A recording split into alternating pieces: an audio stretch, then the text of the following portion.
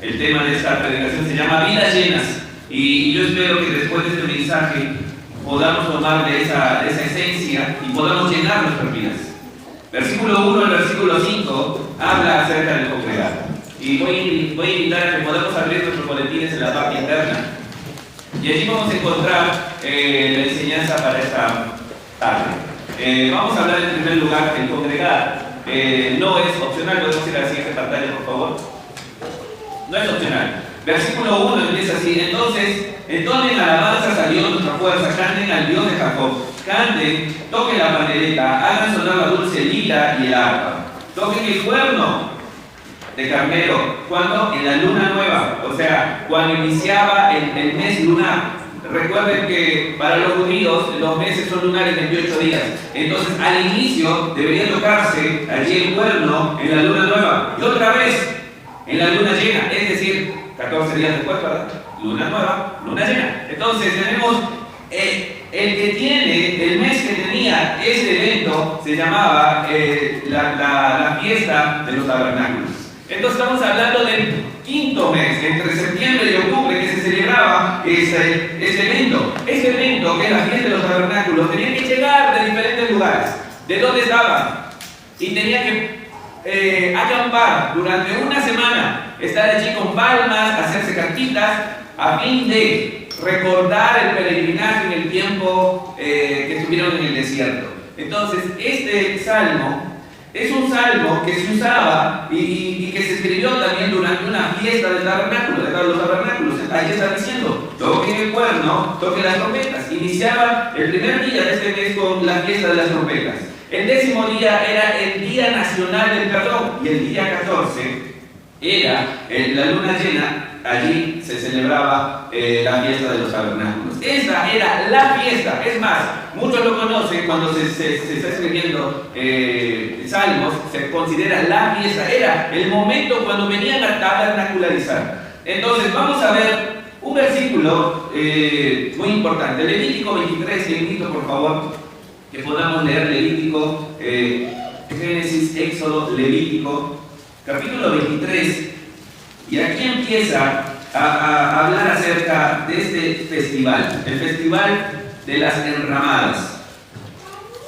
Versículo 42, voy a leer desde la Nueva Traducción Viviente. Durante 7 días deberá vivir en pequeñas enramadas. Todos los israelitas de nacimiento deberán vivir en enramadas.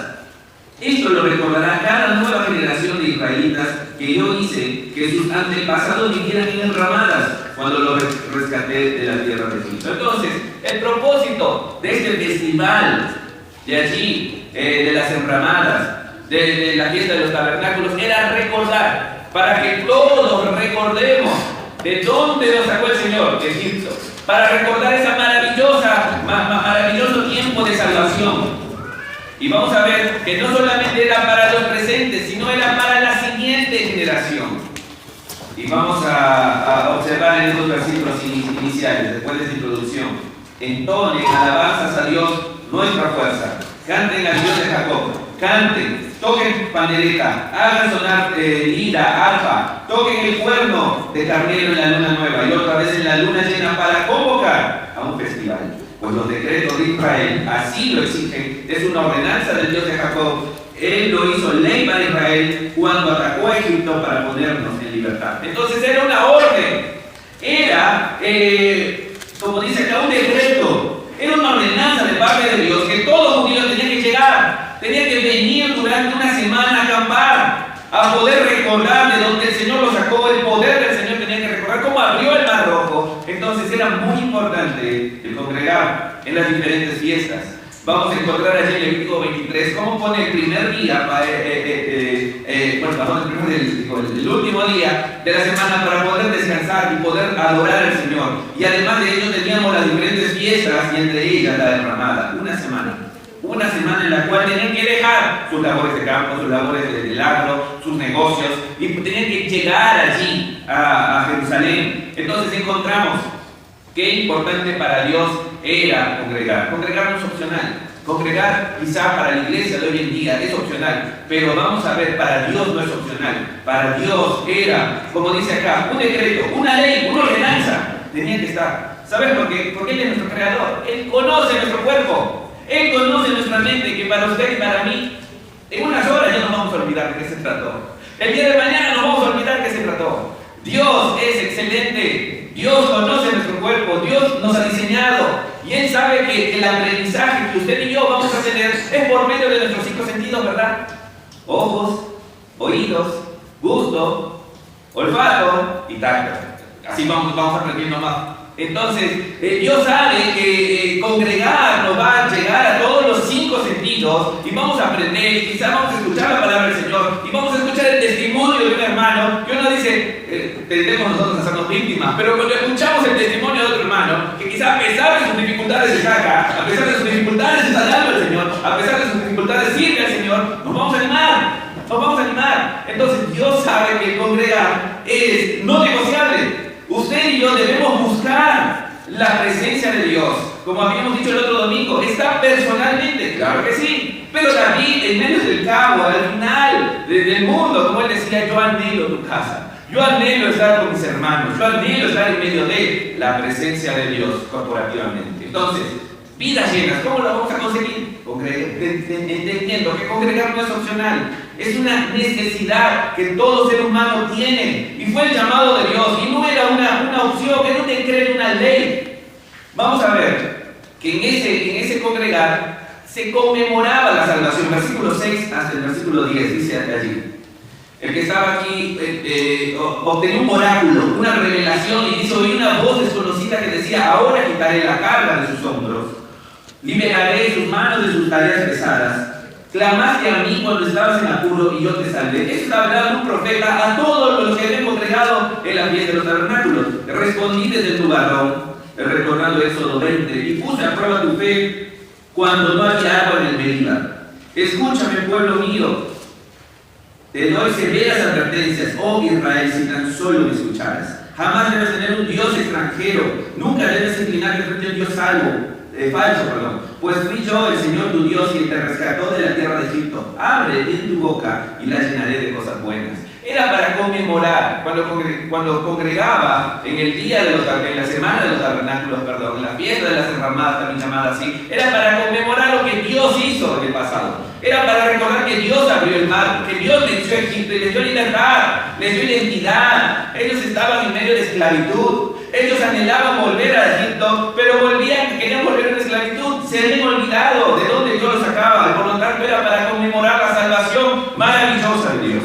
Entonces, congregar no era opcional, y congregar les llevaba a conmemorar, a recordar esa salvación, a poder ver de dónde Dios nos sacó. Entonces, vemos que para observar las vidas llenas en el pueblo de Israel y hoy también en nuestras vidas, tenemos que recordar esa salvación cada vez. Y nosotros cada primer domingo recordamos de dónde Dios nos sacó, ¿verdad? Con el pan, con el jugo que representan la sangre de Cristo. Y debemos recordar que de dónde Dios nos rescató del infierno. Y de allí tenemos que nosotros buscar a otros. 3. Vamos a ir allí en el versículo 11 y 12. Después de que el profeta daba el oráculo a todos los congregados en esta fiesta, tristemente recordaba una conducta. Vamos a ir a la siguiente, por favor. Una conducta deplorable. El pueblo habiendo visto a Dios, el pueblo habiendo observado sus milagros, tristemente rechazaron a Dios. Versículo 11. Pero no, mi pueblo, escuchen, no quiso escuchar. Israel no quiso que estuviera cerca, así que dejé que siguiera sus tercos deseos y que viviera según sus propias ideas. Esa fue la respuesta del pueblo. Esa fue la respuesta de Israel. Esa fue la respuesta de Israel todavía en estos momentos. Y esa es muchas veces nuestra respuesta.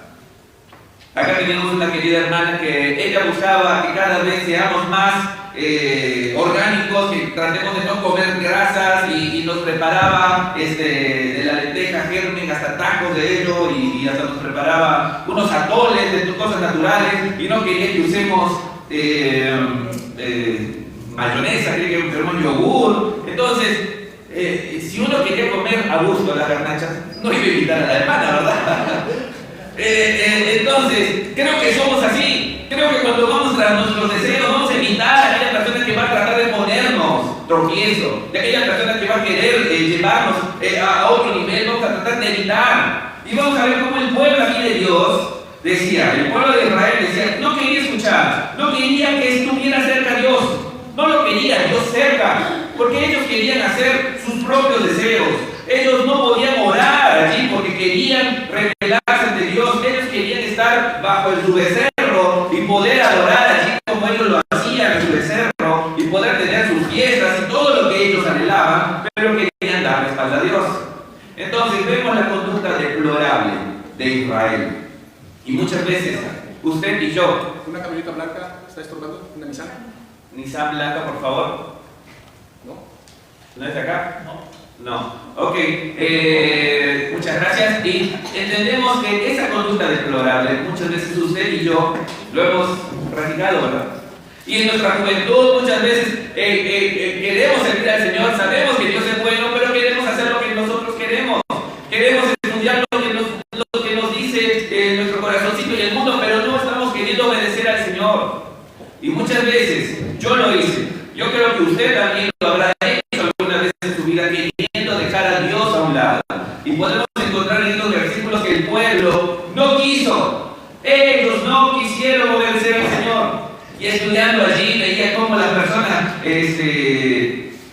los comentarios allí reformados no quieren hablar de estos versículos, pero hay la voluntad humana. Vamos a encontrar cómo después Jesús le dice a Capernaum cuántas veces, cuando iba entrando allí a Jerusalén, cuántas veces como la gallina a los polluelos quise juntarlo, pero Jerusalén, y allí se entristece Jesús, pero no quisiste. Y vamos a encontrar luego allí a Capernaum, a Nazaret, dice que Jesús no pudo hacer más milagros porque estaba sorprendido de su incredulidad. Es decir, Jesús quería hacer milagros, solo sanó algunos, dice aquí en Nazaret, de donde Jesús creció. Y de allí viene, ¿verdad?, que el profeta en su tierra no tenía esos frutos que tenía en otros lugares. Entonces, Dios respeta allí la voluntad. ¿Por qué? Porque al respetar la voluntad va a haber juicio. Si la voluntad no sería propio de una tercera persona, ¿cómo pudiera haber un juicio? Entonces, podemos encontrar aquí que la conducta del pueblo de Israel es que no quiso. Y yo hablo hoy a los jóvenes, pero hablo también a cada uno de los que estamos acá. Dios nos ha dado una voluntad. Y sabes, tristemente aquí vemos que el pueblo dijo que no, no quería, ni lo quería cerca. Pero vamos a ver el último punto, el versículo 13 al 16. Y acá dice el profeta parado aquí en esa fiesta de los tabernáculos, dice: oh, si mi pueblo me escuchara, oh, si Israel me siguiera y caminara por mis senderos, qué rápido sometería a sus adversarios, qué pronto podrían mis manos sobre sus enemigos. Los que odian al Señor se arrastrarían delante de Él, quedarían condenados para siempre. Pero ustedes los alimentarían con el mejor trigo, ya no con el maná, con el mejor trigo, los saciaría con miel silvestre de la roca. Entonces vemos aquí un conveniente futuro. Dios quería un conveniente futuro. Y en la niñez, en la juventud, pensamos mucho en el futuro. Y nuestros padres tienen lo mejor para nosotros, y gracias por sus buenas intenciones.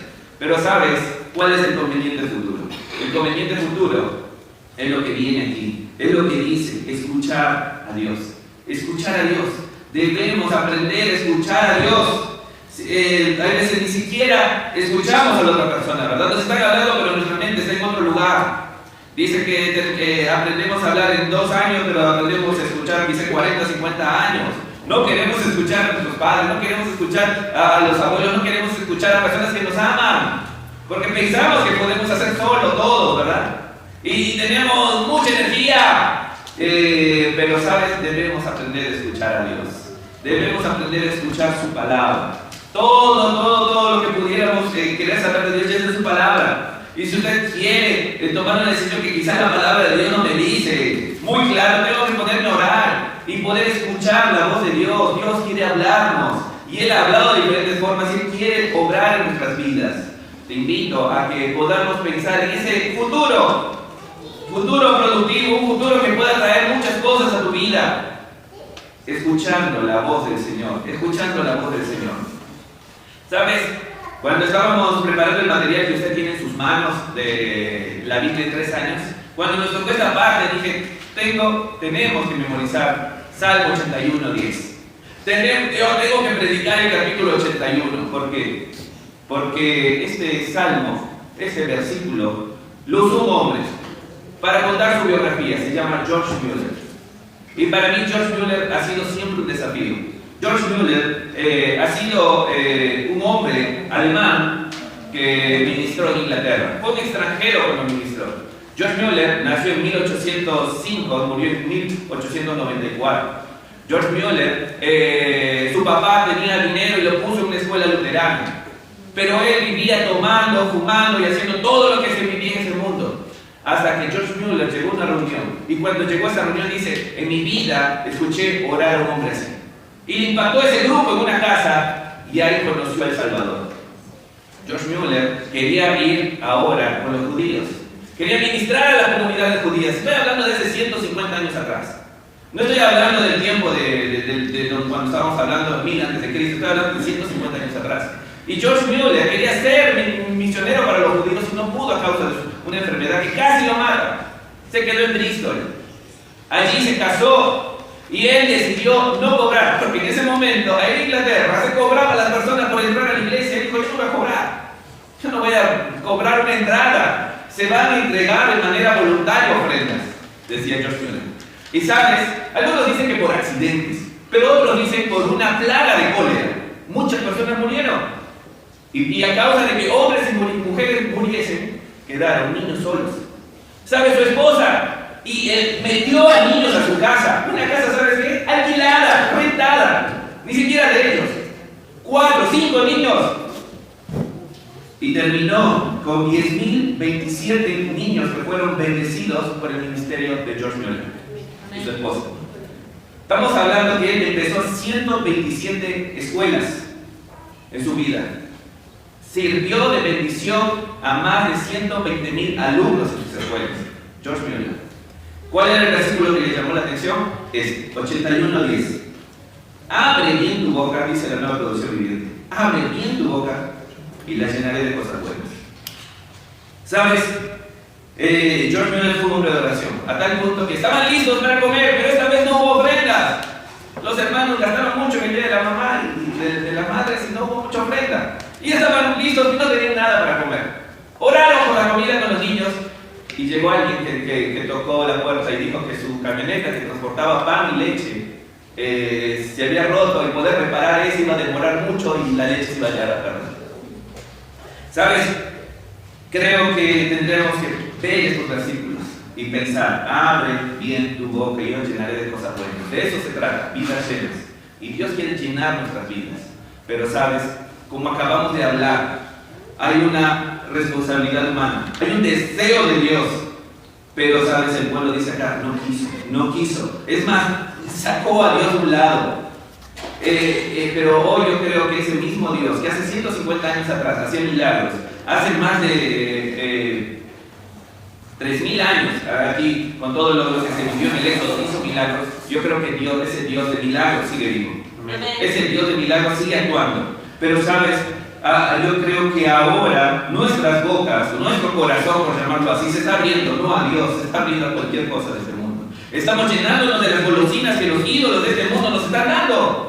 Llámese placer sexual, llámese dinero, llámese seguridad que algo o alguien nos puede dar, y no estamos abriendo nuestra boca, nuestro corazón a Dios. Dios puede hacer milagros en tu vida. Amén. Yo considero que ese Dios está vivo, ese Dios está obrando, y el creyente en Cristo Jesús debe seguir cada vez orando más. ¿Sabes? Yo creo que es de la generación de las rodillas vírgenes, porque creemos que nosotros podemos solucionar todo, controlar todo, pero es Dios quien te quiere, así como George Mueller haciendo milagros. Dios no le quiso con los judíos, Dios los quiso ahí en Bristol, en Inglaterra, en medio de una situación que ni siquiera era dueño él de nada, pero Dios lo usó. Y empezó con su esposa y dijo, vengan los niños a la casa, vengan los niños a la casa. Muchas veces no queremos ni siquiera recibir visitas hoy en nuestros días, ¿no? Porque interrumpen nuestro programa. Pero sabes, yo creo que Dios pone las necesidades. Hay hoy una migración mundial en nuestra zona como nunca antes hubo. Venezuela acaba de migrar 7 millones de personas y podemos ser útiles a las necesidades. Pero como normalmente estamos llenos, porque nuestra boca se llenó con las golosinas de este mundo. Y yo, como tengo 4 niños, digo golosina porque no quiero que tomen golosina, porque si no, no van a comer la comida que les nutre. Entonces, hoy por hoy también con mi amada iglesia, no quiero que tomemos golosinas que nos van a llenar y que según nos van a hacer felices por un momento. Pero la verdadera comida es la palabra de Dios, es el Espíritu de Dios, es el pueblo de Dios que nos va a nutrir y nos va a llevar a otros niveles, a otras órbitas. Así que te invito en esta mañana a los jóvenes, especialmente a nuestros queridos Sam y Sarita, que podamos tener unas vidas llenas. Y nuestras vidas llenas no nos va a dar el celular, no nos va a dar el internet, no nos va a dar nuestros padres, nos va a dar Dios. Nos va a dar Dios, poder buscarlo a Él. Quizás alguno dice, no, somos muy jóvenes. No, es momento de buscar a Dios mientras más jóvenes somos. Es momento de poder buscarlo a Él. Su servidor desde los 22 años, no sé por qué, yo siempre dije, yo no anhelaba, pero estuve a cargo de la primera iglesia, allí donde estuve en Buenos Aires. Y por muchos años con mi esposa siempre nos agarramos y nos reímos. Éramos los menores, pero sabes, agradezco tanto a Dios que de tan temprana edad Dios nos permitió conocerlo y servirlo. Y te invito a usted joven, señorita, que podamos entregar nuestra vida a Dios. Es el mejor amo, es el mejor Señor, es el mejor dueño. Él no escatima nada, Él provee todo, las mejores cosas. No tenemos que esperar hasta los últimos años de nuestra vida a darle ¿qué? Nuestro reuma, ¿verdad? A darle nuestra artritis. No,